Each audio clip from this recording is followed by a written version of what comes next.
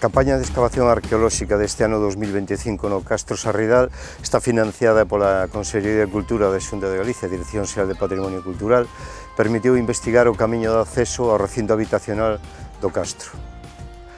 A intervención soluciona o problema cronolóxico do torreón exterior defensivo que vai ser coetáneo ao resto da arquitectura relacionada ca construción do empedrado de acceso en época galaico-romana. A secuencia arquitectónica constructiva para o camiño consiste nunha nivelación do foso, levántanse dous muros que presentan un aparello e un recheo interior entre paramentos, que é o soporte sobre o que se construye o empedrado e o enlosado do camiño.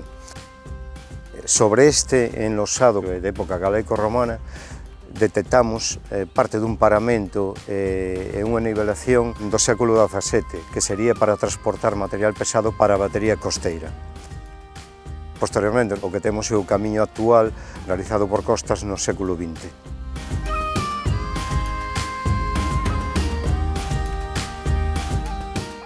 Esta intervención vai permitir musealizar esta zona do Castro, este acceso orixinal da época galaico-romana, para que os visitantes podan ver e disfrutar o Castro Sarridal.